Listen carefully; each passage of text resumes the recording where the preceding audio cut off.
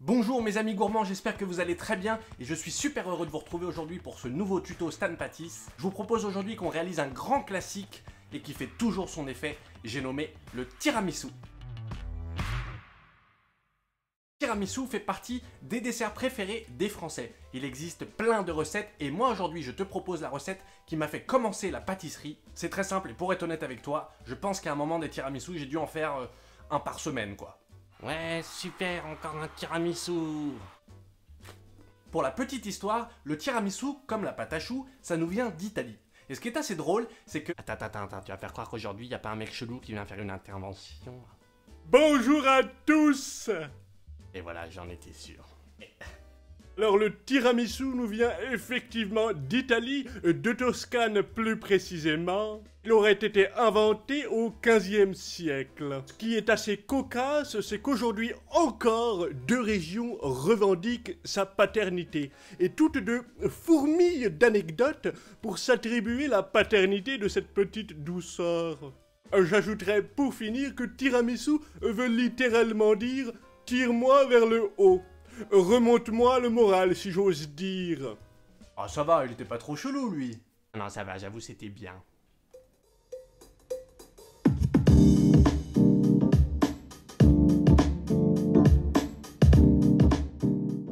Alors, pour faire un bon biscuit cuillère, tu vas commencer par peser 120 g de sucre en poudre, 100 g de farine, 4 œufs et un petit peu de sucre glace.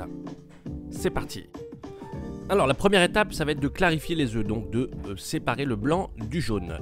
Tu vas donc monter les blancs en neige progressivement avec du sucre, donc les monter en meringue. Dès que ça devient un peu mousseux, tu peux rajouter du sucre, tu remélanges et puis tu réincorpores du sucre, tu renouvelles l'opération jusqu'à ce que tu aies une belle meringue et qu'on voit les traces de fouet exactement comme ici. Alors pour info, on a monté 4 blancs en neige mais on garde que 3 jaunes, le quatrième tu l'utiliseras pour une autre recette. Donc tu mélanges tout doucement les jaunes avec l'appareil de meringue, tout doucement. Olé, percussion, Brésil, Brésil. Pardon. Donc ensuite tu vas tamiser ta farine dans l'appareil pour avoir quelque chose de très aérien. Et puis comme ce sont deux matières qui normalement se mélangent pas, on mélange tout doucement en allant chercher avec la maryse bien au fond du récipient pour avoir un beau biscuit aérien.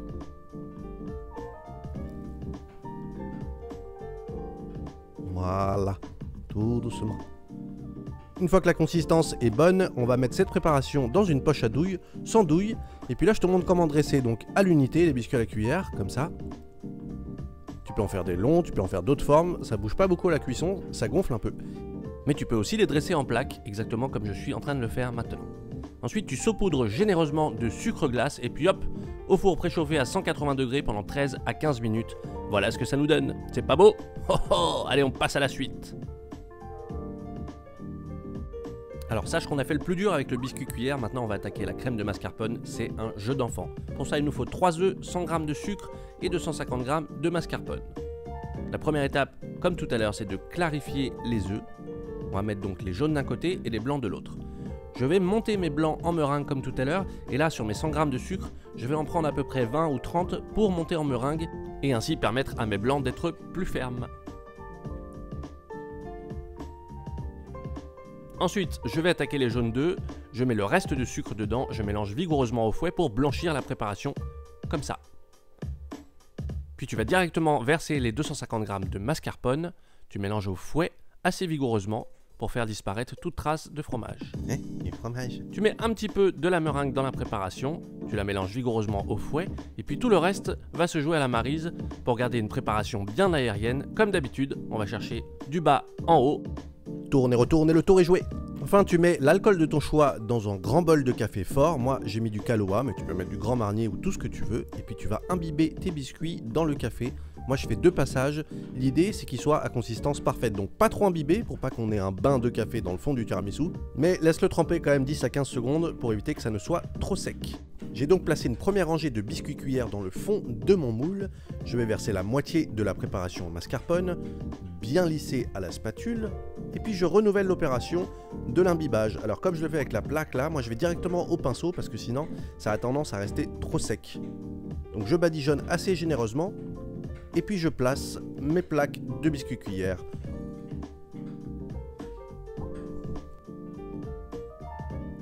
te montre l'imbibage que moi j'aime bien avoir, tu vois, moitié-moitié. Ça permet au café de se libérer quand tu mords dans le tiramisu sans avoir le fameux bain de café. La prochaine étape, ça va être de rajouter le reste de crème de mascarpone. Et puis tu relisses tout ça à la spatule, comme précédemment.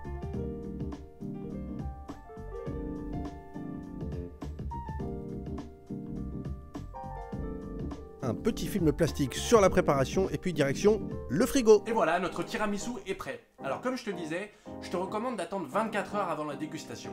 Ça va permettre au gâteau de mieux se tenir et aussi aux saveurs d'avoir le temps de se développer.